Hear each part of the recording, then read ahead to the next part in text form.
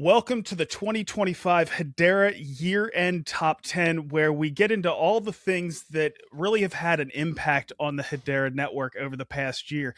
This is the fourth one that I've done. Rob Allen from Hashgraph this time. He's been under some other hats in the past, but he's been there for 3 out of the 4. But we have a newcomer as well. We have Brandon D, who's joining us from Hgraph. Guys, welcome. Hey, Brandon, I'm maybe I'll change my name just for today to Brandon Allen. That'll make things simpler. There you go. So good to be back. so we can get the Brandon cubed. That works. Exactly. All right, guys. So we have 10 really impactful things, as I mentioned, for the Hedera network. Now, it's not super scientific how we came up with all this stuff, but there was a few things that aren't in our list that easily could have been. We got staking rewards moving up this year to 2.5%. We had Zoop making a TikTok bid, so that was absolutely massive. We had the largest hackathon in Hedera history, probably one of the largest in crypto in general with the African hackathon. And then we had meme coins making a really big impact on the Hedera network. That was in the first part of the year. And we also had the Forever Mint, everything that's been going around with both the dead pixels. We have all kinds of stuff just impacting our NFT space. So plenty of honorable mentions there. Guys, you know what's on our list. Is there anything that didn't make the list that you wanted to mention? Yeah. What I can do here, maybe would this be a good opportunity for me to kind of just share what our little AI assistant came up with in regards to numbers? Sure. Have at it. Okay, Perfect. Great. So for anyone unfamiliar, we've got some AI tools. They work in different platforms, but I had some fun in Claude this afternoon. I was coming on the show and I was like, I wonder what like an agent that could see the whole network, the whole mirror node over the last year and previous years, what would stick out this year from a kind of quantitative angle. And so this is the first thing.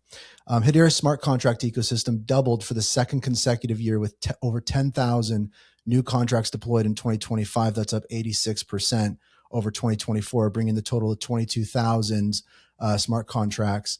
And the smart contract service transaction volume hit 30 million in 2024. Lots of growth. So we're seeing contracts that are actively used, not just deployed. So the activity of smart contracts and number of smart contracts are growing. One other interesting thing is pure EVM accounts. These are EVM accounts that don't have auto-assigned addresses. These are like the real deal EVM accounts. These increased from 75,000 last year to 250,000. So there was more of those created in the first 7.5 months in 2025 than all of 2024. So these are real EVM accounts kind of starting to see that hockey stick moment on Hedera, which is really interesting. Stablecoin market cap, we're up 133%. We saw the big adjustment, I think, this year that can't be overlooked. HCS transactions dropped from being about 99.5% of network activity to just about 20% of network activity. And the really interesting thing here is non-HCS transactions grew 54% year over year. So we're at about 192 million non-HCS transactions in 2025. So the diversity of transaction types, we're seeing actual substantial growth in the network and in the kind of the level of services that are used. So that's really interesting. And then the last one is account growth. We track based on various methodologies, active accounts. The most interesting one is active developer accounts, 50,000 unique active developer accounts. And also, I mean, we're going to be on par to reach, I think, the 10 million account number very early Q1. So a lot of people go, we're over 10 million kind of entities on Hedera. That could be NFTs or whatever might have you, contracts, like actual wallets. We're going to hit the 10 million mark very early next year. So those are kind of some insights from kind of the AI side of like looking through the network. And there was a couple of those things that just jumped out at me. So it was really interesting. Let me just follow up on that because it's not in our top 10, but the developer activity, I'm certain, is supported by Hyro and the outreach into the wider developer community. So Hyro being the Hedera project under the Linux Foundation Decentralized Trust project has gone from strength to strength. All of our our Hedera improvement proposals and our Hyro improvement proposals and going through that mechanism. So even though Hyro was set up, I think September 2024, obviously it takes some time to bed in. And this year has seen those processes, the committees, the elections to the committees. So we've got community members on the tech steering committee. So Milan I think you're involved as well, Brandon, aren't you? So yes, you can maybe give us an insight to how that's been going, because I'm certain that the increase in developer activity is related to that, and that's kind of contributed to the uptick we're seeing in these different types of transactions, which demonstrate different kinds of use of the network. HCS is largely notarization and logging. Of course, there's some other use of topics and other reasons to use HCS, but the more sophisticated applications that are using the token service and using the EVM are now coming to bear. So all of these things are kind of converging now into a perfect storm of utility and usage. Can you give us an insight, Brandon, and into the Hiero project?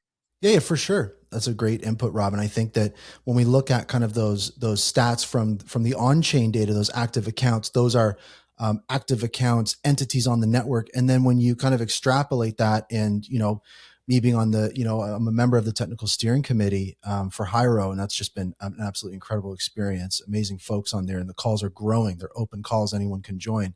And I think that it's also just the number of people on those calls with the TSC, with Lehman, with everybody, talking through kind of what the future of the network looks like, approving HIPs, all those different types of things.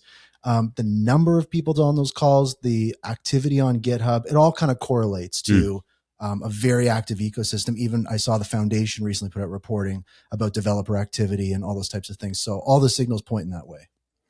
Well, and we're seeing that really impacted, and people are paying attention to it. We're one of the top networks, or we are the top layer one when it comes to RWA development. We're seeing us taking over mindshare, things like that. So it's certainly making an impact, and this year we've only seen an acceleration of that. But now we're going to jump into the actual top 10. The first one we're going to have is number 10 on the list, drum roll please, is HederaCon. And HederaCon 2025 was the very first one that we had. It's, of course, short for Hedera Convention, where it's purely focused on Hedera. We had over 600 people that were there. It was one of the first times where we really got everyone together. The presentations were fantastic. Just being able to see people that you have conversed with for years online, but not being able to see them in person. Not everybody can make it to a lot of the other big events that we have. And the fact that we could get everybody together for that was absolutely fantastic. Brandon, you were there. What did you think of the event? I thought it was amazing. It's hard to produce those types of events, so I think that the level of production was incredible. I mean, I don't know, it was the perfect time, perfect place. And just a quick tidbit, I got the real sense of scope and scale. I did on one of my talks that I was doing on the main stage, and I mean, you did a talk as well. It was like it was dynamite. And I had a really surreal experience where I'm backstage behind the stage getting microphones switched, and we're switching out with Lehman and Charles Hoskinson, and I'm like, I got a selfie with him, and I was chatting with Lehman. I was like, what is going on right now? Like, if this isn't an example of like grassroots community builders being, in the same room as the top of the crop for Hedera, one of the founders, and like other leaders of industry, and just kind of in this same room hanging out, like, it was pretty incredible. One of the presentations that I liked the most was the one that Rob gave. Of course, Lehman and Charles was excellent, but one of the ones that Rob was kind of the MC for was with Swift, and a great talk about the things that they're focused on in the space. Rob, what were some of your takeaways from the event? Well, we had a Swift representative on stage. We were talking about ostensibly stablecoins and the future of digital money, but also because AP Plus had been working with Swift through Project Acacia, we had a few kind of real world examples of how these things could work together. I was actually surprised. I shouldn't have been surprised given the quality of our marketing team, but the sound bites from that panel went viral because of the location. It was in HederaCon. We were talking about real world adoption, and Swift were involved. And then subsequently, obviously at Cybos later in the year, they've announced their kind of blockchain strategy for the next couple of years, and in terms of prototyping and discovery. But the whole of the Acacia experience, which I'll talk about later, has kind of driven that as well. So I think a lot of what's came subsequently really crystallized on that stage in Denver. And we mustn't forget, I mean, it was deliberately set in Denver to kind of be in the same week as ETH Denver, which is a massive kind of Web3 conference. But there was cross-pollination. We were getting lots of people into HederaCon who didn't know much about Hedera and were kind of coming across from ETH Denver.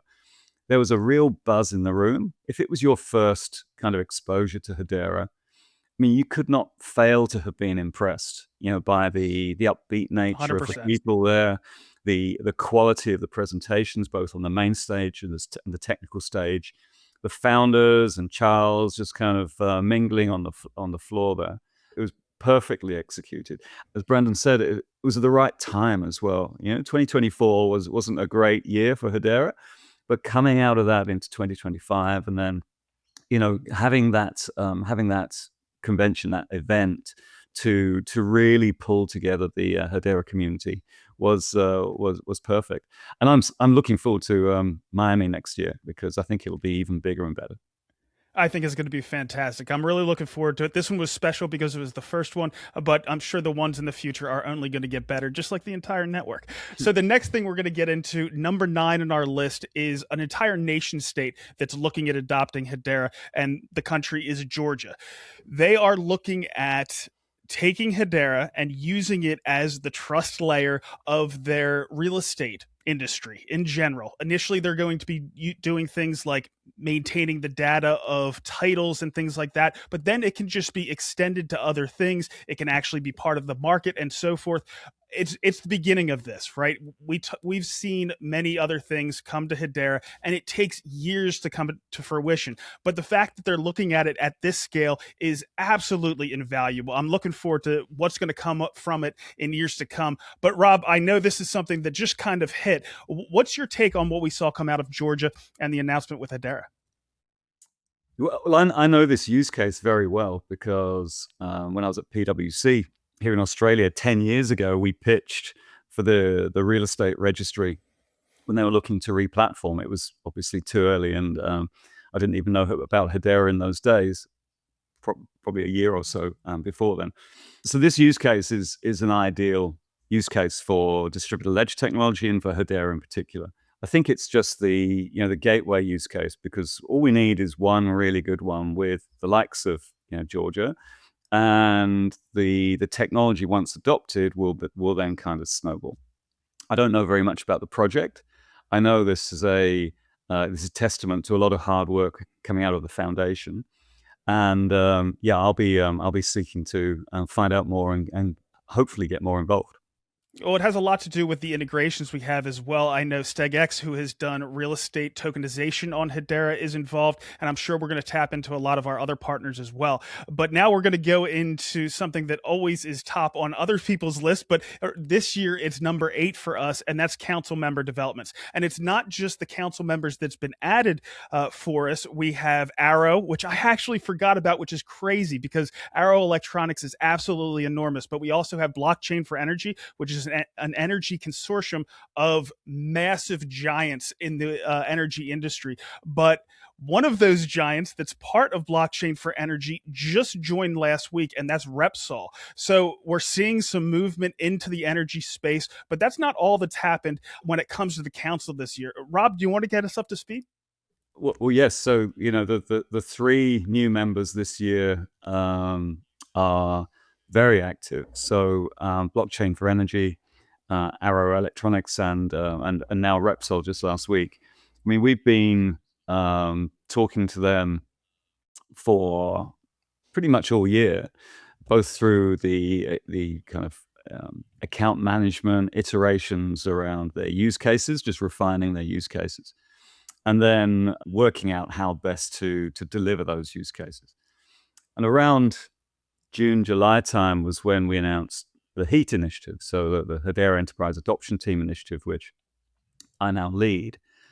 And we've been able to now formalize what and how we engage with council members to get both the true value of that delivery identified and focused upon, and also to ensure that we get all the way to production and don't get stuck in proofs of concept, which is what we've done previously.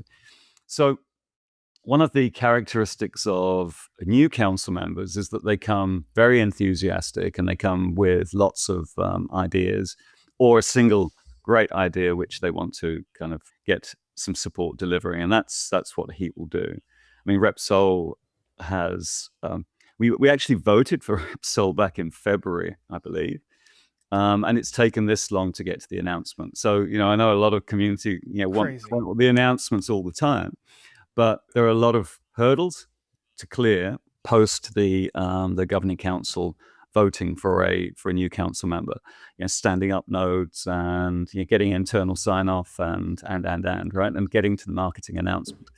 This is atypical, I think, in terms of the time it takes. But it like I always say, we don't have any knowledge of the timing whatsoever. That's entirely on the council member.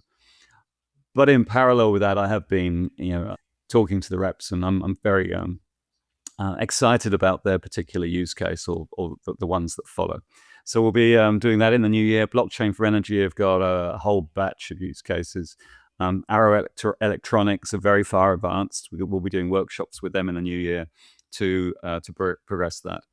So that I love new council members because they come full of energy. But we've got previous ones as well. Mondelez and NSC and LSC and AP Plus and a whole range which we are kind of helping them with under the Heat banner. So there's a lot going on in the council space. Well, Rob, one of the things that came out, again, this was just last week, was BitGo is actually going to become a bank here in the United States. So, I mean, I have to give a hat tip to them. From what you've said in the past, they're one of the most active council members, right? Well, they're not the most obvious and kind of community-facing council member. They're obviously, most people know about BitGo. But in the background, they've been helping a lot with council members in terms of setting up wallet infrastructure, adopting HBAR, custodying HBAR. And now they are, getting a banking license. So we don't have any US banks on the council. Frank Wang, who's the primary representative, is also on the Hedera board. So, he and BitGo are very close to a lot of the Hedera ecosystem. And so we are very grateful for their participation and their involvement. Yeah, I'm excited around what's going to come from it. Now, you're on the inside looking out, Rob, but Brandon D and I are kind of on the outside looking in. Brandon, is there any developments around the council that caught your eye this year? I think general themes. I mean, I'll talk about kind of the ecosystem in a bit here, but I think in general, when we look at the council, I always look at the council kind of in the context of like the macro of kind of like where is commerce, where's business, where's the world, where are markets right now?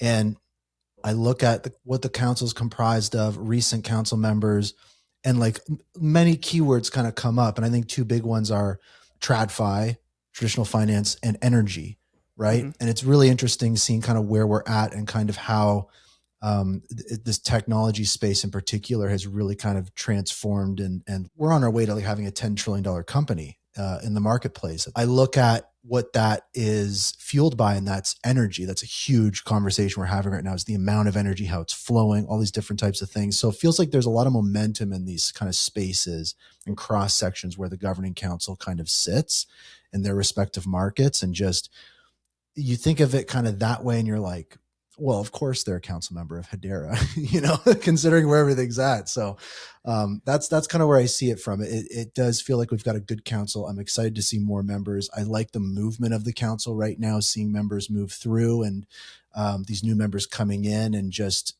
things feel like, Rob in the past has used the term fit for purpose. I think we're well on our way to that. Like, it feels really good.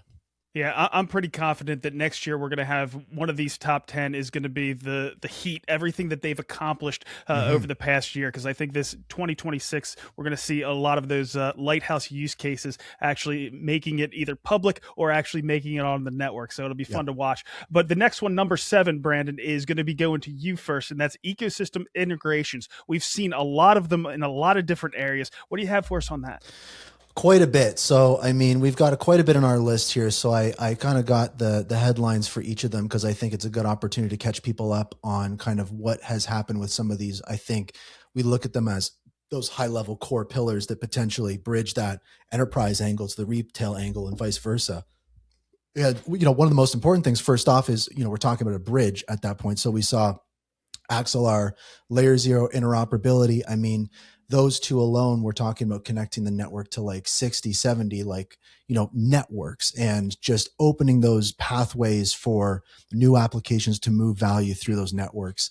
And just from the Hgraph side, we recently acquired Edda Finance, which is built on layer 0. So it's like these compounding layers of value that I think are going to open those doors for the network. That's going to be amazing. And then also Stargate, wrapped Ethereum, wrapped Bitcoin, these canonical kind of addresses for these I think were September.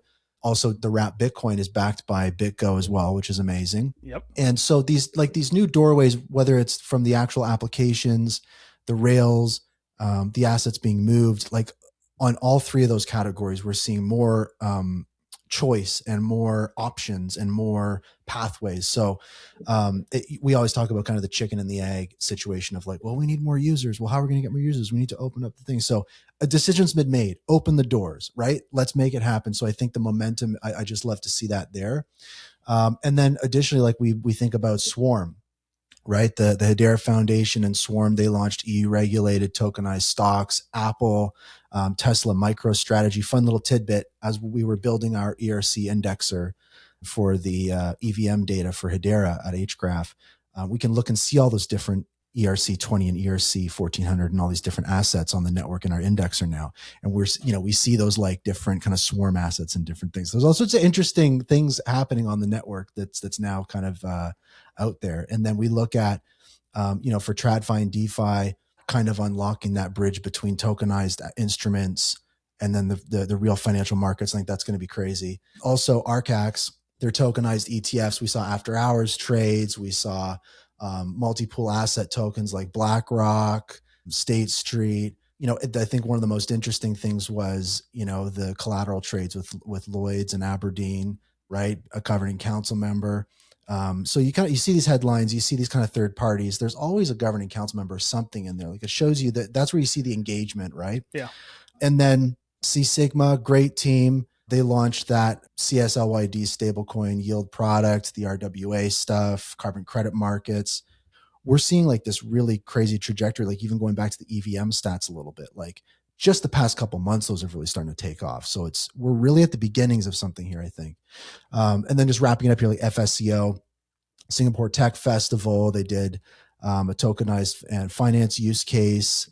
And I know that the founder, David, he emphasized cross-border tokenization usability, and he tagged Hedera and banking partners and stuff on there kind of earlier this month. So like still engagement from the CEO from FSCO. David's a really cool guy. And that's long-term engagement in the network. Those guys have been building on Hedera for a very long time.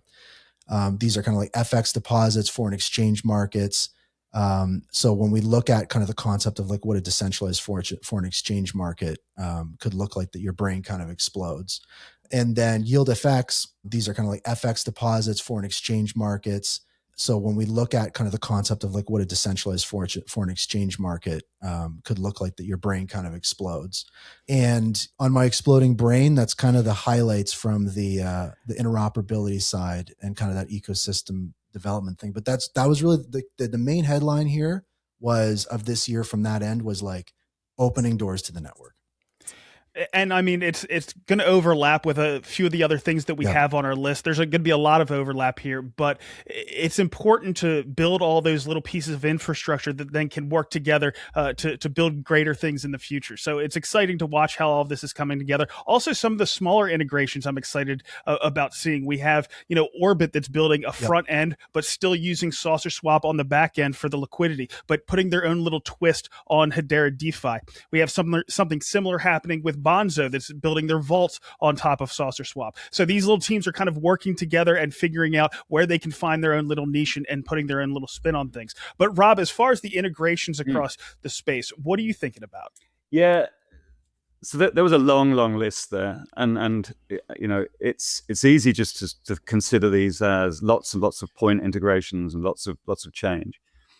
It's actually very strategic, and through UseCon and previously CorpCon, one of our hot topics, one of our regular monthly topics was to review all the ecosystem integrations. And the foundation and Hashgraph were responsible for prioritizing and pushing these integrations. We've known for years that we can't be an island, we can't exist as an island, and so all of the ecosystem integrations, whether it be bridges or oracles or wallet infrastructure or liquidity or centralized exchanges, all of those things were being tracked. This year, under the Hedera 2.0 initiative that Charles advocated for in the council and then implemented when he moved across to the foundation have really doubled down. And completely kudos to them that all of these things that we're talking about are the result of a change in strategy under the new leadership and a real focus on all these things that need to be done. And the reason we're talking about them now is that they've been so successful in engaging with these third parties, these service providers, these ecosystem participants, in order that Hedera doesn't get left behind. And to the point where actually we don't track it. Well, actually, we talk about it a little, but we don't track it in as much as we did a year ago in UseCom anymore, because it's mostly done, it's mostly fixed. And all of these things are kind of testament to that. So, huge kudos to Charles and James and the foundation team largely for a lot of what we're talking about now. Well, Rob, and some of the things you were mentioning there leads us right into number 6 on our list, and that's the leadership changes. Of course, Charles moved over from Hedera, being the president of Hedera, to the CEO of the Hedera Foundation and made some fairly big changes, calling it Hedera 2.0, and we've seen the impacts from that. We're talking about it throughout this entire list, but we also had Mance taking over as the chair of the Hedera, or the board, right? No, the council. The council. He's the chair of the council. He's chair of the council, yeah. So, Brandon, I'm going to start with you. From the outside looking in, we had these changes in leadership within the Hedera ecosystem. I'm going to go to you first for that outside looking in, and then we'll get Rob's take on, from his point of view, being really involved with some of these leadership changes, what his thoughts are on it. So, from the outside looking in, what were your thoughts? From the outside, yeah, I think that, Rob just touched briefly on kind of the sentiment that, 2024 was, a year, I think, with a lot of hurdles to overcome for the network and the ecosystem. And I think that in 2025, there were definitely, I think that the environment that we're in, all the different things we're seeing, I think it was a very kind of risky, volatile environment this year. And I mean, in the past, I've never been shy, sharing criticism. And I think what people wanted to see is really these organizations investing, betting big on Hedera builders. One of the phrases Rob would say is fit for purpose. I think we're well on our way there. I think that when I look, when I think about looking into this year, last year, I was a little nervous. I don't feel that same way looking into 2026. I feel pretty solid right now with everything that we have going in this ecosystem and the way we're positioned. It kind of felt like a bit of a rite of passage. We came out the fires on the other side, the heat, if you will. And then when we think about, Mance, this is a really interesting one, because I think that many crypto founders get rich, they become influencers, they buy Lamborghinis, maybe sometimes they end up in prison. I think there's this terrifying lack of emotional intelligence at the top in this industry and on the timeline. And so I think when I look at founders like Mance and Lehman engaged with the project, helping continue to shape it, like Mance leading the governing council, I think this is what great leadership and great founders do, that, that they stick through things. So it's just so great to see that Hedera truly is that mature adult in the room that we always kind of joke about or meme about, but it is true, right? And so I think that as we talked about, so many things have changed for better or worse. I think that it's kind of cool to have founders that maybe haven't changed so much. I connect with Lehman on the TSC all the time, but I mean, I had some great conversations with Mance at HederaCon, and just the sense from those guys is this is unfinished work. There's a lot to do. There's a lot of opportunity. So, I mean, yeah, I'm stoked going into 2026. I'm stoked. I mean, of course I was a little sad going into 2025, but this year I'm so stoked. I'm so excited. From the Mance side of things, all I can ask for from the leaders is continued dedication to the network, right? Not giving up on, what you started. And that's what I'm seeing here. Just a doubling down, just showing how dedicated they are. And as far as Charles, I think that he refocused on the base, right? He wanted to make sure all those pieces were in place as far as infrastructure, where maybe in the past we were focusing, maybe putting the cart before the horse a little bit. But now we're kind of reshoring up all that infrastructure, all that's in place. And I think that's why he's so confident we're going to see scale here in 2026, because all those pieces are in place. Now we can move on to the next thing. But Rob, you were very involved with a lot of these changes because a lot of it had to go through the council. And at the time you were a council member representative through AP Plus. From your perspective, how'd everything go here? Yeah, I think we're exactly where we expected to be. 2024, just taking a step back, Charles was hired as president of the Hedera Council, or the governing council as it was called then, I think in November 2023, but about that time. So he spent the best part of a year in that role, working with the council, working with all the ecosystem partner organizations to figure out how best to move forward. It took all that time really to formulate what was then referred to as Hedera 2.0. In parallel with that, the council itself was going through its habitual and cyclical self-examination about whether it would continue to be fit for purpose and whether the governance was needed any changing. And so we were into what we were referring to as phase 4 governance at that point. So in parallel, these two things happened. 2024, as we know, wasn't a great year, in particular for some of the organizations around the council. So there was a sense that there was a lot to fix. And in the community, that sentiment, that poor sentiment was spilling over. All of these things came together and were kind of concluded and voted on at this time last year. And so 2025 really has been a sea change for all of those things. It's where we've kind of implemented all of the things we'd been discussing and working through the previous year. So on the council side, we tightened up the committee structures. We focused on what the committees needed to do.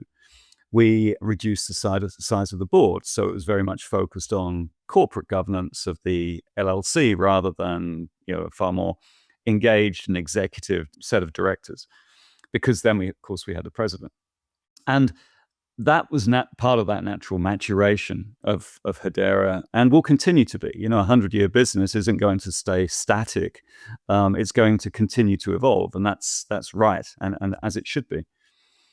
When Charles went to foundation, there were a lot of changes to be made, and he has implemented most of those this year. And I think the community sentiment shift, the ecosystem integrations we've been talking about, the move away from solely grant giving to speculative projects has largely stopped, as it has with most foundations for most other layer ones, to something which is a lot more value accretive and direct and focused. A lot of developer grants, now helping boost, like we were talking earlier, the developer community growth. So all of these little tweaks are actually part of a wider strategy. On the council side, and both of these kind of significant changes in terms of governance and approach to foundation have been supported by, but weren't planned for, by the new administration in the US. So remember, at the same time as all this was changing, we didn't know that Trump would take over and he would be so crypto friendly, 180 degrees from the previous administration. That's helped in a lot of things. It's helped with the jurisdictional kind of the tax implications of holding the treasury, how each of the ecosystem partners can operate and within which jurisdiction they can operate. So that's made things a lot easier. And when Hedera was first kind of formed, if you like, or over the years, these previous phases of governance, phases 1, 2, and 3, decentralized in a way, first splitting out foundation and splitting out Swirlds Labs, under the understanding that the SEC and the tax treatment and the regulatory treatment of HBAR and where the founders should be, where the network operators should be, where the foundation and business development should be, with no centralized control whatsoever. There is still no centralized control, but now there's a kind of recognition, there's an understanding that of course we could coordinate, of course we could facilitate, joint initiatives and for the good of the Hedera network. So there's kind of been a reforming of these different organizations and the relationships between them, which had previously been deliberately, I guess, antagonistic because that centralized control should not be there demonstrably. Now there's a lot more collegiate and collaborative activity, which is fantastic, and I think that's caused the sentiment shift. And then because of that, and when there was an election for the council chair, part of Phase 4 governance, we split the corporate governance from the network governance, and so the Hedera board now have their own directors and their own chair, but the council chair is the representative of all the council representatives. And that's what Mance was appointed to in June. And he came in with real kind of enthusiasm because he hadn't previously been able to be in that role because of this kind of legal interpretation of how we needed to be decentralized. And as that legal interpretation has changed with the new administration and legal clarity that we've now seen over the last year or so, Mance threw his hat in the ring, and the council voted for him to become the council chair. And he's come in with an entirely new, as you've seen in previous interviews, an entirely new kind of focus for the council, which is around building value creation for both them and for the network, moving towards production. And I'm happy to be his weapon in this, I guess, in terms of heat and driving delivery of the council. So it's all part of a wider and very focused strategy. Well, Rob, I'm certainly looking forward to it. I will say that this next one is right up your alley, and it's getting us into the really juicy stuff. So the next one is stablecoin developments, and we've had some amazing developments. I could go over them right now, but Rob, I'm going to throw it right to you. What have you seen in the stablecoin space that has you excited this year?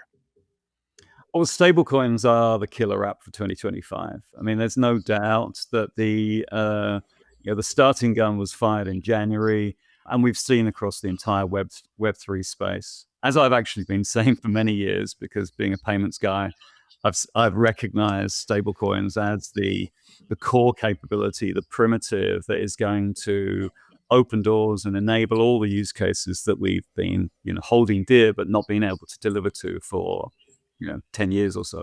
And not just in Hedera, we've seen it run like wildfire across the layer 1 space or the Web3 space.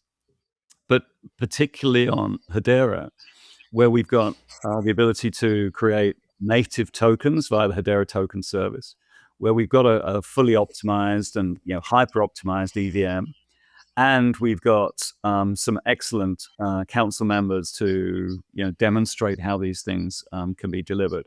We're seeing a great upswelling in how we can deliver stablecoins. So USDC is the obvious place to start. We've seen increase, variations month to month, but we've seen kind of trending increase in USDC, which is a native HTS token on Hedera that is being utilized in more and more applications. It's necessary. We're also seeing some new on-ramps in Crypto.com and Binance, which were announced earlier in the year, I think September, which will only support adoption. The more on-ramps and off-ramps we have for USDC on Hedera, the better. We also saw the Wyoming Frontier coin and Hedera being included in the chains that were being looked at for that. Earlier in the year, and I believe early next year, that will be the launch. We saw the Philippines consortium of banks for PHPX, driven, as Brandon was saying earlier, by David Indirias and the Just Finance business out of Singapore. So PHPX, I believe, will be launched pretty soon. Very excited to see that. Here in Australia, we got AUDD. So the Australian digital dollar was launched on Hedera using the Stablecoin Studio. And that was one of the building blocks of Project Acacia more widely. And we've got a number of other issuers that have done that similarly as part of Acacia. Just generally, looking across the landscape, I'm seeing more and more adoption of stablecoins. And as we kind of move forward, because it's pretty straightforward, we were doing implementations of Stablecoin Studio into existing stablecoin issuers in less than 2 weeks, from bank to buck. And that level of quality pre-existing IP that can be brought to bear into an existing business just means that I think we will see many, many more of these implementations, to the point where it actually kind of doesn't make the news anymore. It's just one of the things that one needs to do in order to engage in the new digital economy. I can't overstate how important I think the on-ramps and off-ramps are. So having Binance and Crypto.com, that pretty much allows anybody throughout the world to be able to easily on and off-ramp it between, their normal bank account into USDC on Hedera, and then use it throughout DeFi. But just as importantly, it's the businesses that then want to do things with that. So, Nomad, we have our mad scientist building stuff around potential businesses being able to use USDC and use that to transact in and out. Well, if that business can't then get in and out of that USDC into regular dollars to be able to pay their bills, it's not going to do them any good. We have the same thing. Another one of the honorable mentions was Drop getting integrated into convenience stores and gas stations. Again, those businesses can't do that without those on and off ramps. So I think that is critically important going forward. And it's the same thing with DeFi. If people are trading in and out of tokens on Saucerswap, if they want to take some of those profits into USDC, if they have to go to HBAR to then go to one of the centralized exchanges and then go to the US dollar and then go to their bank account, it's just an extra step that makes things more difficult compared to just going to USDC and then off-ramping very, very easily through some of these other platforms. But Brandon, I'm not going to put you on the spot too much on this, but as far as these stablecoin developments, is there anything that you have to pass on? I think that for me, it's very clear stablecoins are a big aspect and a big slice of the pie of growth that we're going to see next year. And just from our standpoint, our head of business development, Brett, he went out to Washington to go and see some talks from CEOs from many of these organizations and regulators, and so that was very evident there, that when we talk about tokenization, very often they're talking about stable coins. They're talking about these different types of products. So that's very interesting.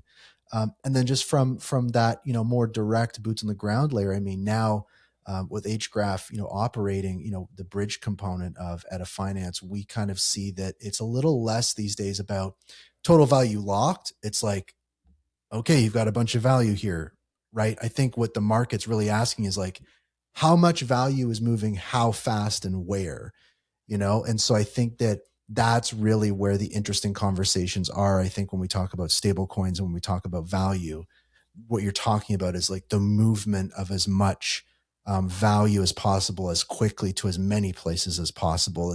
I think that's going to be that exponential factor for crypto kind of in the new year. So pretty excited about that. Can I just follow up on a couple of points there, which I probably should have said earlier. Absolutely. And we could do a whole hour on this topic. So apologies in advance. But so two other things. So I went to Sibos in September with the Hedera team. Sibos is the annual big Swift conference. And in previous years, you've got all the banks in the world there. It's very dry, a lot of compliance and related discussions. This year was completely different. There was as you would expect, but it hadn't manifested previously. But this year, probably 60-70% discussion of stablecoins, tokenized deposits, CBDCs, and the rest was a mix of AI and agentic commerce, agentic payments, and a small amount of compliance. So even the banks of the world, the payments infrastructure of the world, have been kind of caught up in this discussion about stablecoins, how disruptive it is, how they're going to adopt it. They are could be the issuers of this new form of digital money. On the other side of the equation is the adopters. Who's going to use it? Who in big business is going to use it, and what are they going to use it for? So the second thing is when I went to London to the Hedera Council meeting in November, I did quite a lot of presenting around stablecoins. something that I'm quite passionate about, but I also think it's this next phase. And stablecoin adoption by big business is where we absolutely need to really lean into and focus. So if you are a corporate or a big enterprise and your customers start coming to you with USDC, for example, and saying, I want to pay with this digital money, what are you going to do? How can you do it? You know, what's your state of readiness for that thing, which is going to happen very, very soon? And to a council member, they all agreed that we need to help them with that. So I've been working on a stablecoin adopter playbook for every single council member as the lowest of low-hanging fruit of the things that we can engage with them over the next year. But as that kind of start for 10, how do you get internal sign-off for receipt of digital money? What do you need to do from an accounting perspective? What do you need to do from a risk perspective? What's the tax implications of doing that? How do you custody it? What's the infrastructure do you need? All those things need to be in place before you could even do a simple thing like accounts receivable in a stable coin. But once you are there, once you have cleared all those hurdles, the world opens up to you. And that's where I think we're going to be in 2026. The early adopters at the enterprise level of forms of digital money are going to really be ahead of their competition in terms of this new digital economy. So super excited about that. But stablecoins are definitely, and I'm not talking about just 100% fiat-backed stablecoins. They're tokenized deposits, which are tokens which are claims on a bank's balance sheet. They tend to be closed-loop systems, but very similar technically. Banks are looking at doing that, and CBDCs as well, of course. More related to the tokenized deposits, I think, now than stablecoins. There'll be an air gap between the two. But the really interesting ones in jurisdictions that support them are yield-bearing stablecoins. So tokenized money market funds will be an entirely new kind of programmable money, which I'm super excited about. Well covered. So now we're going to jump down to number 4. And number 4 is something we've talked about a lot in the past, and that's regenerative finance. So this is environmental use cases. This is carbon credits. And Hedera is it's the one place where we have the biggest lead across all of these different verticals. And the one development this year that I wanted to call out is that not only are we continuing to build the infrastructure, but we've caught the attention of some pretty big players. 3 of the big 4 are doing things with Hedera in this space. We have KPMG India, we have PwC, and we have Deloitte. So we just have Ernst & Young that hasn't jumped on board, but hopefully we're going to get them before too long. Now, Rob, I wouldn't say this is necessarily in your wheelhouse because I'd say you're more of a payments guy, but you're very passionate about it. What are your thoughts about the developments we've seen in our regenerative finance space? Oh, I am passionate about it, and but I'm very close to what is and has been being done through my own passion projects, but also close engagement with Wes Geisenberger and everyone on the sustainable impact team. The announcements this year of the big 4 consulting companies engaging with Hedera and the sustainable impact space and the Guardian ecosystem is a recognition, I think, on 2 things. Firstly, the quality of the ecosystem that's been put together to support sustainability solutions. And we talk about the Guardian, but it's a lot more than that. It's the Guardian is the workflow engine that generates the tokens based on a lot of upstream activity around methodology, codification, and project developers engaging with projects to be able to implement those policies or methodologies.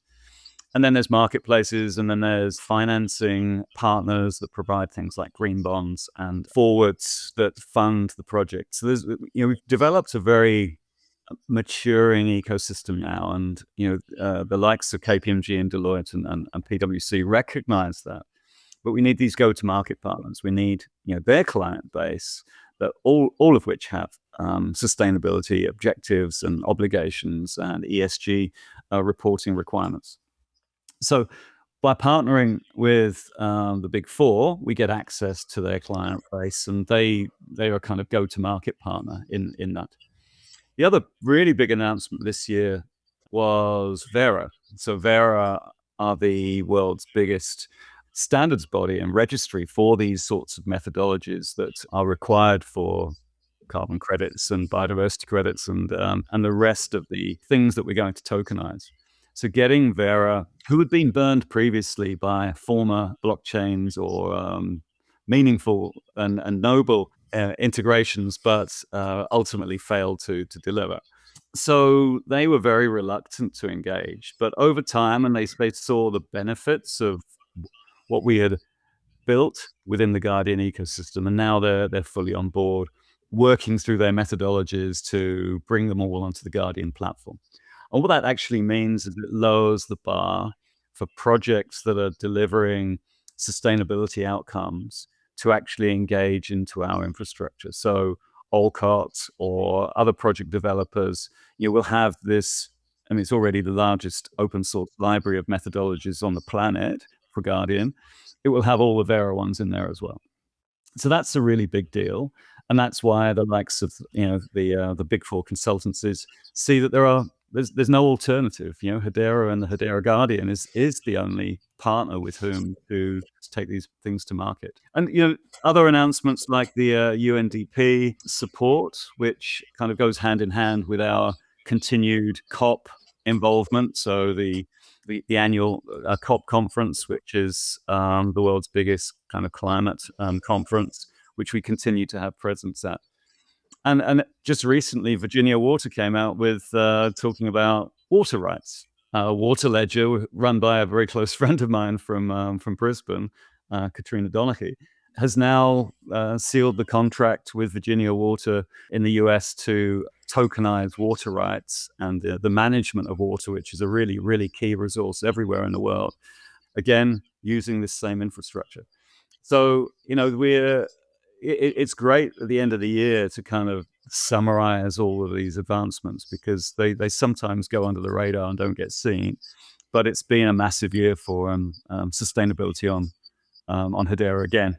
It feels like Wes is kind of cornering the market there, and that's exactly what I want to see going into the new year. I actually am reaching out to Katrina to get the inside track on exactly what's going on there, and I'm going to try to get Wes on early next year. So I'm excited about everything that's happening there. But the next thing we're going to jump into is actually number one on our list last year, and for good reason. It's Equity Lab and what they're doing with AI, embedding Hedera technology directly into the chips of both NVIDIA and Intel. But there were some huge developments around it that continued this year with Accenture coming on board and standing side by side with Equity Lab and presenting what they're working on here. I think that was in Washington, but either way, it's amazing to see that they're bringing these huge players on board. But this is someplace, Brandon, where you are neck deep, AI and Hedera converging. What are your thoughts on the developments we're seeing there and across the broader AI space? Wow. I think that we'll set the stage here because this is in the top three for good reason. I mean, AI is really, I would say, the golden use case that Hedera can get off the ground. I think we have a really strong place in this kind of new agentic economy, but looking at it, like what's the backdrop here? It's like, I've been talking about volatility this year, kind of at a high level. Most of the headlines are gobbled up by the impact of AI, for better or for worse, on the power grid or the jobs market or the stock market or money changing hands, or like whatever you want to call it. We've got frontier models, OpenAI, Anthropic, Google, Meta, like there's all these big things happening. When we look at kind of Hedera's wheelhouse and kind of slicing things up again, kind of like that enterprise and retail side, it's very similar to crypto in the way that there's a lot of exciting early first movers that are doing some incredibly innovative things. And a lot of those folks are trying smaller open source models, right? And Hedera having that open source angle is very, very interesting and kind of aligning in that way. And when we really start to drill it down, all this volatility, all these different types of things, we're starting to have that real pain point of trust in the AI industry. That's one thing that really, I think, is starting to become very apparent to people. Models changing, a lack of auditability, especially when using some of these commercial models. And I think that the marketplace, both from a retail standpoint, someone may be using the free GPT or the $20 GPT, or someone similar to like a developer at Hashgraph, where it's like, You're using the top of the line, everything, out the wazoo. It's like you're starting to get this sense of like, what is actually going on? They're changing things up all the time. Weird things happen. I'm seeing strange things all the time. What exactly is going on? There is that transparency, auditability crisis happening in the AI space right now. And so you look at a technology like Hedera with the consensus layer, it's almost like the founders of this network had a background in AI, right? you start to go, hey, wait a minute here. Some dots are connecting. And so I think that Hedera arrives like summoned by the bat signal at a certain time, at a really important time. And so what's really great about this, and where this dovetails into kind of like these headlines, is you go, okay, great. Hedera is great for AI. We've got this exploding industry. Where's the traction? Like, what's actually going on? And that's where you start to reflect on the headlines in 2025. And it's like, okay, we've got the foundation, the Hedera Foundation, we've got Accenture, we've got Equity Labs with a new verifiable compute product teaming up on solutions for the keywords in all these articles: auditability, right? Trust, also working with the public sector, government, which is really interesting. And then you start to see Intel being brought in as an aspect of that stack, with integrating the technology with the verifiability compute. We have these trusted execution environments, secure enclaves, where this verifiable compute, these log proofs are being anchored to HCS. Then you've got Dell, a governing council member, coming in. They're actually working on that early infrastructure, some of the early nodes for Equity Labs. And Dell also, like outside of all this, collaborates with Accenture and NVIDIA on AI stuff. There is this larger market engine that's happening right now that Hedera is tapping into with some of the top players. And so this all kind of ladders up to these headlines where we're seeing these Equity Lab solutions, being supported in, NVIDIA's Blackwell architecture, the Accenture's Nav AI platform.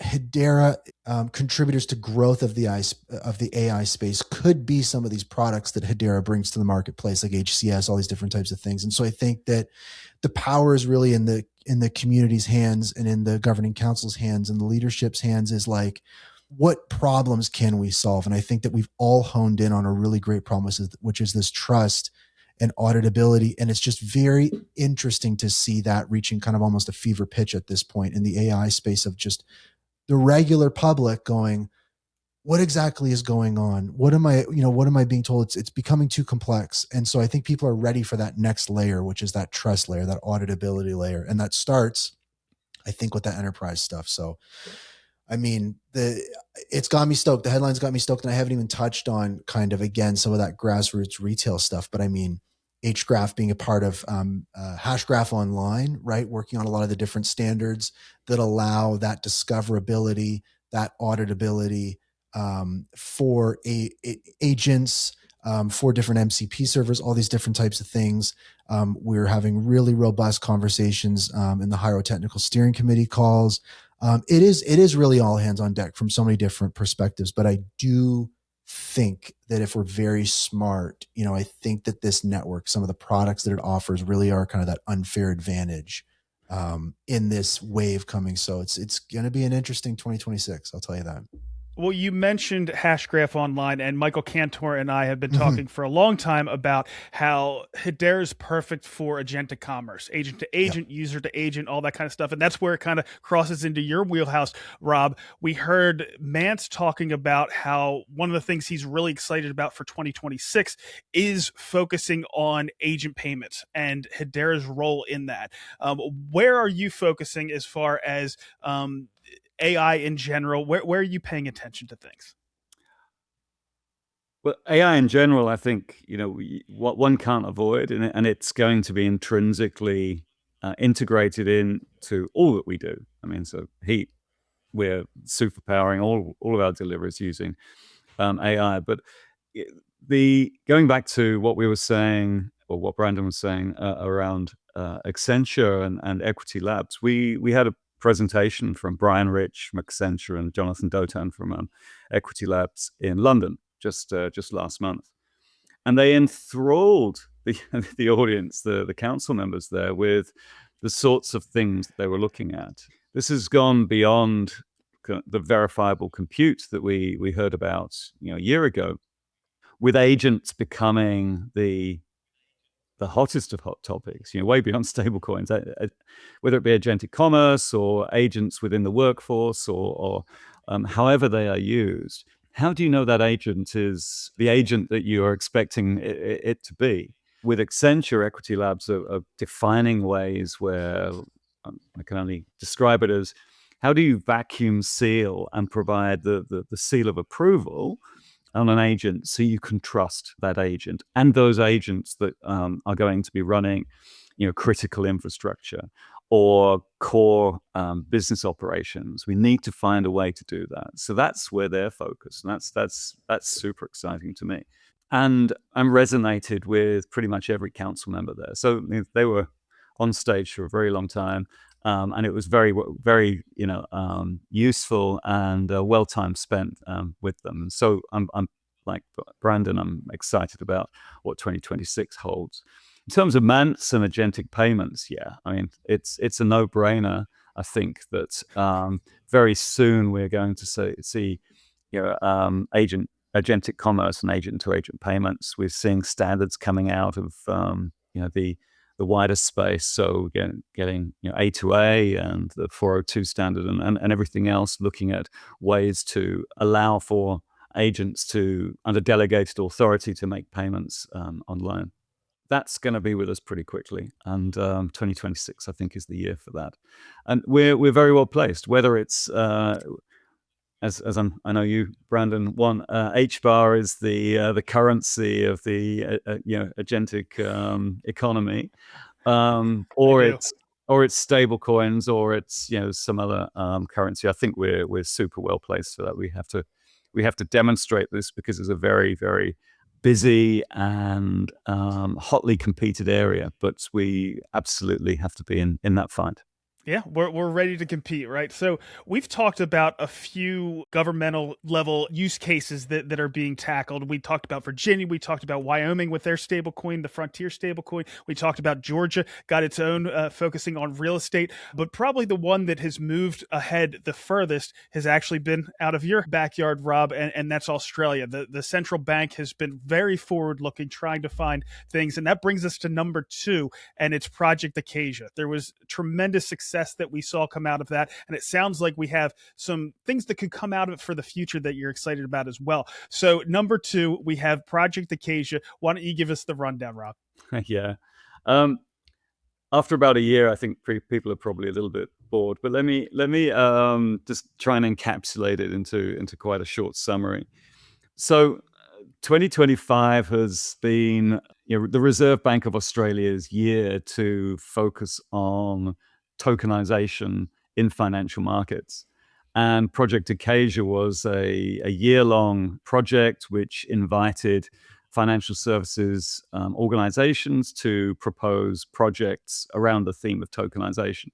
Australian Payments Plus had a role to play in that because we had developed a number of prototypes over the previous couple of years, built on Hedera, to demonstrate how we could operate in a tokenized economy.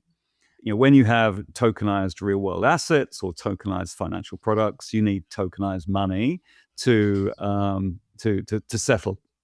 And it was the settlement models that we were looking at, which the Reserve Bank of Australia were very keen to understand.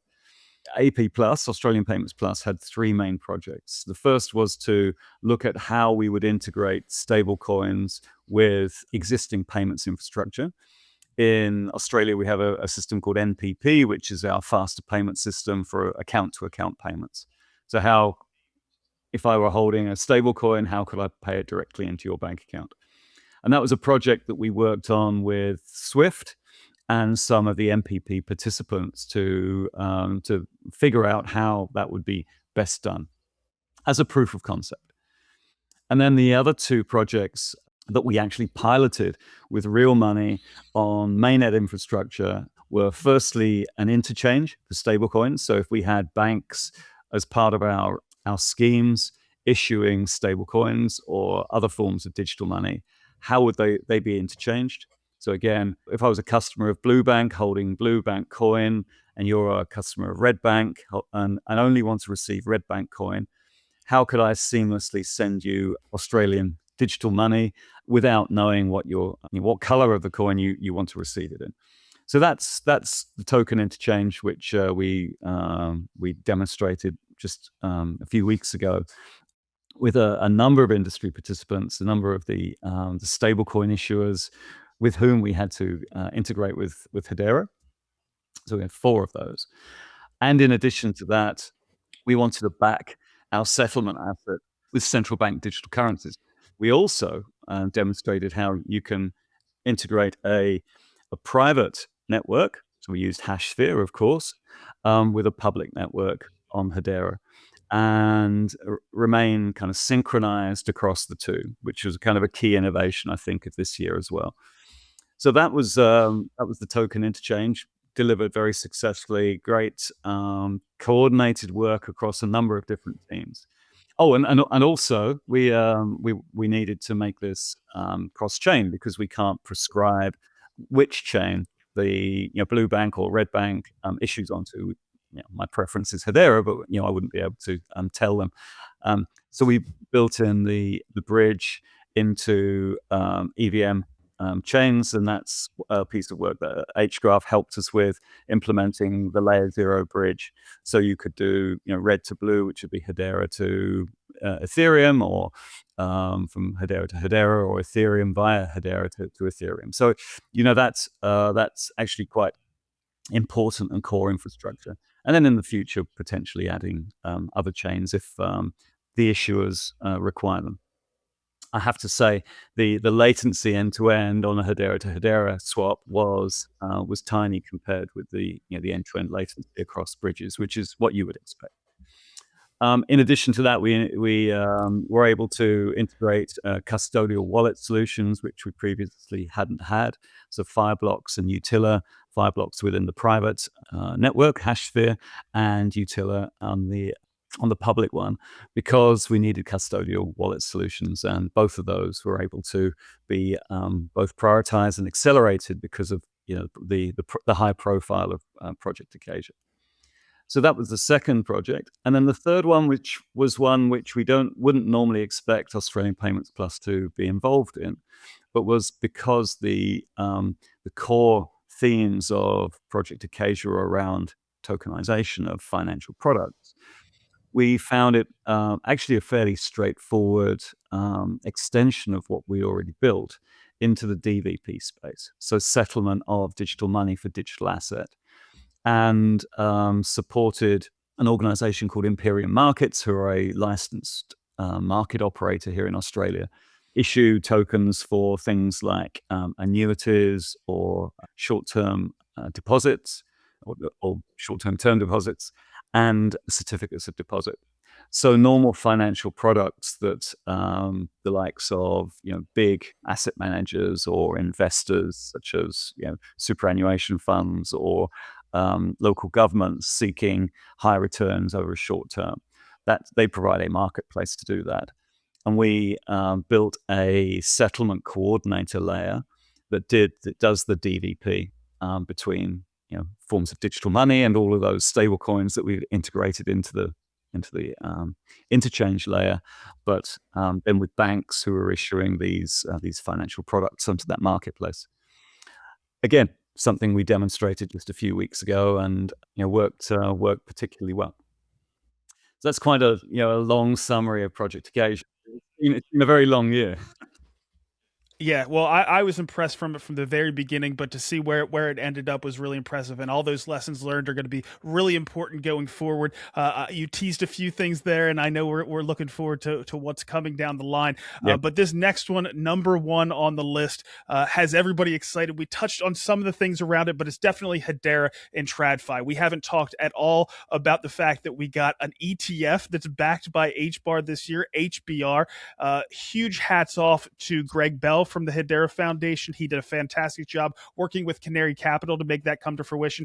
And that really is allowing a lot of other entities out there in TradFi to look at Hedera. It kind of gives the green light for things like basketed ETFs. And we're also in a really good position for that. Both the two main indexes for those basketed ETFs are going to be the Coinbase 50 and the CoinDesk 20, both of which Hedera is firmly in at this point because HBAR has been introduced back into the Coinbase 50, which is absolutely huge. I think that's going to be really important going into next year. Not only do we have those index products, but there's some actively managed products that specifically list HBAR as well. So we have some really good things on the ETF front, but also the things that Brandon already kind of mentioned around the integrations. We have Zonix tokenizing both real estate and energy funds. We have everything that's going on with Archax, with both going the other direction and taking that ETF and tokenizing that so institutions can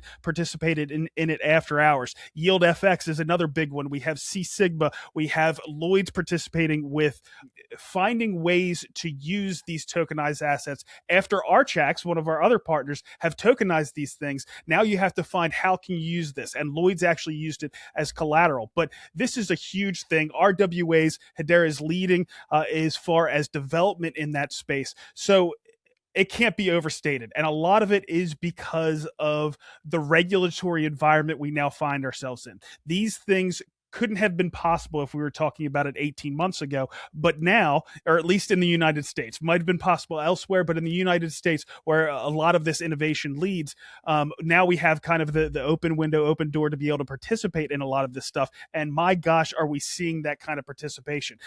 Brandon, I'm going to throw this one to you. I know that this isn't exactly what you're focused on from day to day. You were definitely more in the AI stuff, but you can't ignore it. And you are an H-barbarian, so you're certainly paying attention to this stuff. What are your thoughts?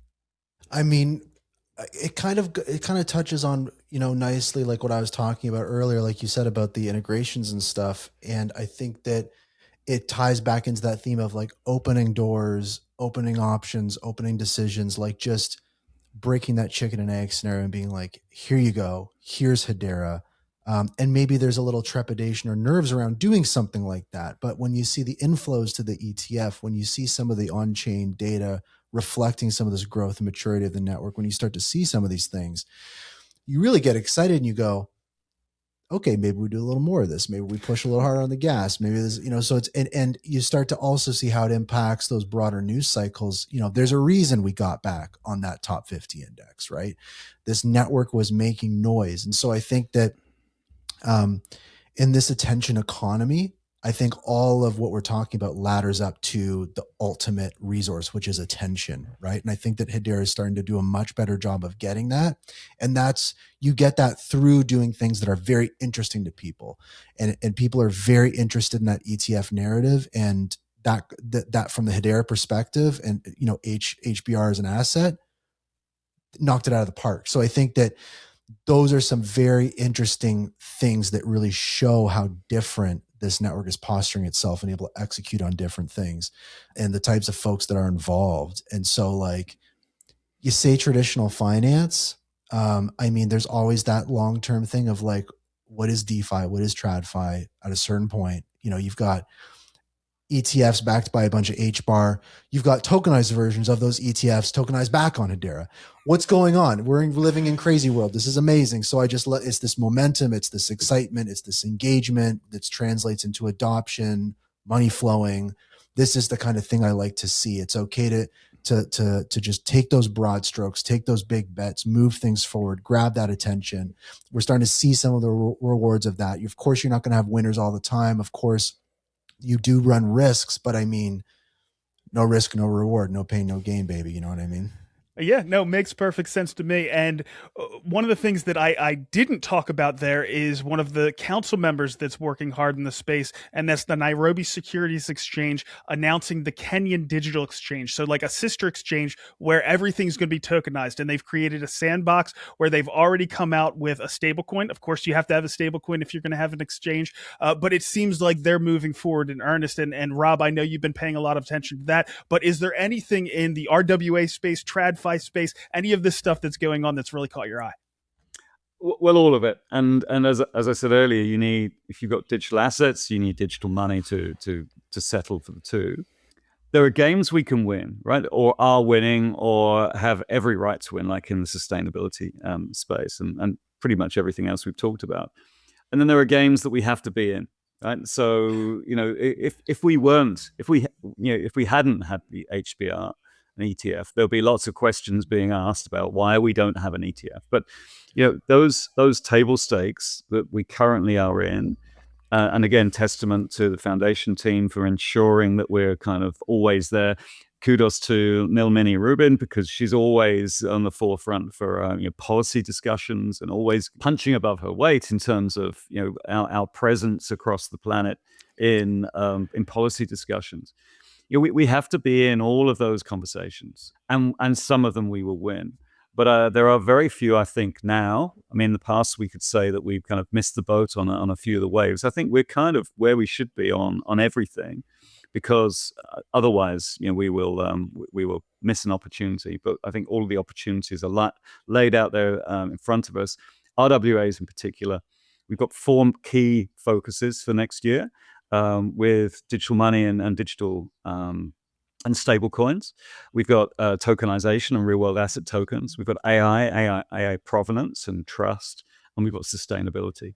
So those 4 pillars of our strategy overlap and intersect and create really, really key innovations, which Hedera is supremely well placed for. And so I think we couldn't be better placed for 2026. Well, now we can get into that. So it was a great run through of everything that happened in 2025, but now we can kind of look ahead to the things that we're excited about. I'll go first here on this one.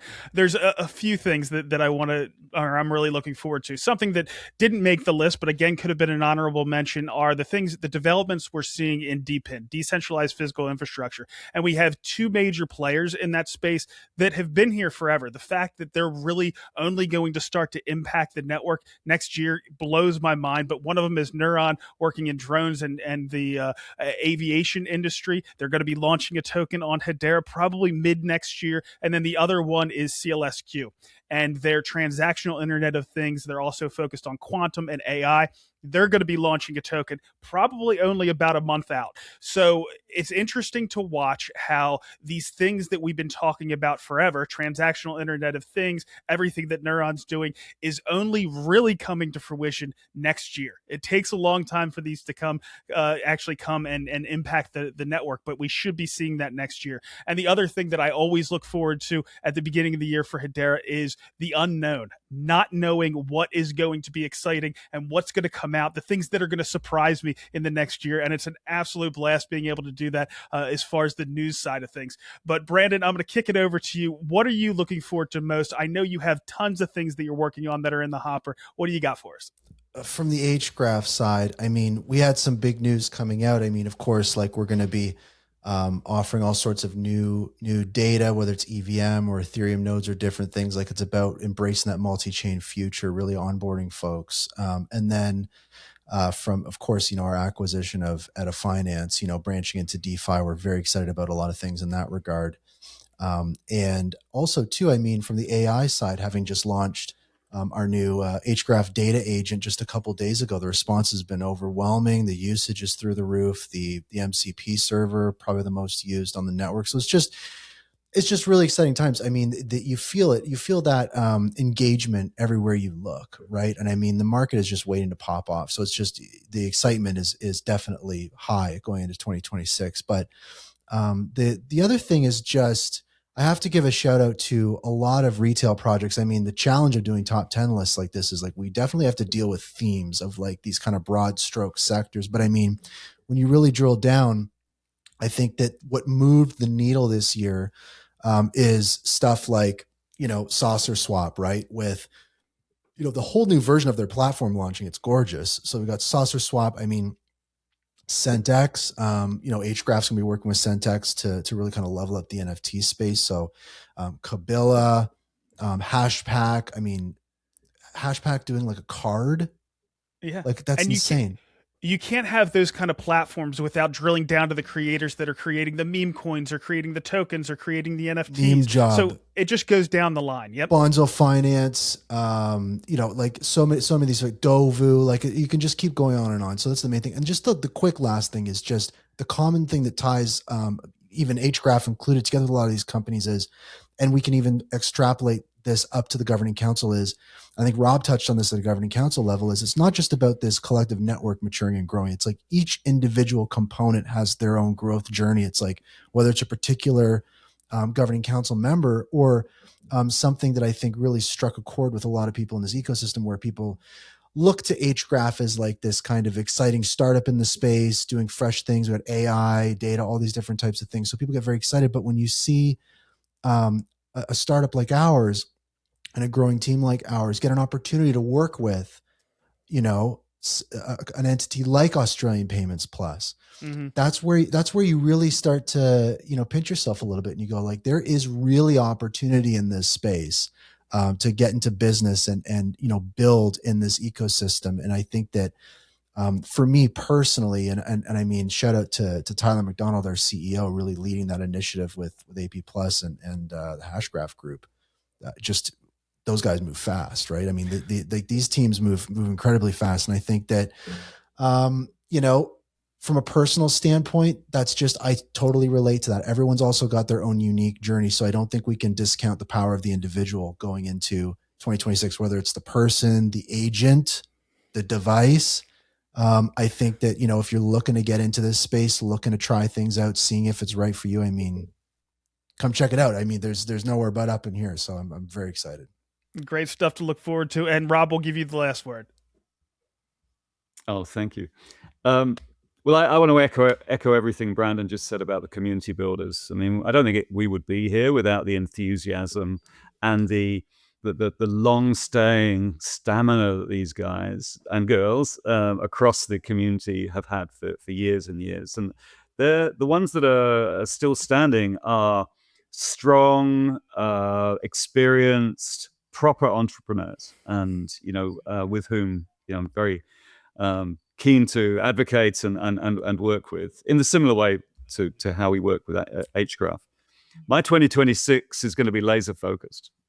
I have one job to do through heat, and that's to get as many council members into production as possible over the next 2 years, but in particular next year. I will be doing that however I can. I'm an engineer. I don't like rebuilding things a dozen times. So if we've got partners and products that already have the components of our solutions, we're going to be working with them and using them. So I'm very keen to actually pull together all of the work, all of the experience that the community has been grafting towards over the last few years, and then hone them towards a very kind of clear outcome, which is for the council, and without unapologetically doing that thing. I mean, of course, we will then get the experience spilling over into enterprise and corporate and startup. But my only job at the moment is to do that thing. And so 2026 is going to be pretty big. We've got a lot ready, lined up and ready to go. And January, it's all kicking off. So I will. I'll be looking forward to telling you all about the journey as I go. Well, gentlemen, it's been a fantastic 2025. You did a great job covering everything that we've gotten into, and it looks like 2026 is pretty bright. Thank you so much for hopping on today and running through everything with us. Awesome to have, just great to be here. Thank you. Thanks, guys. See you next year.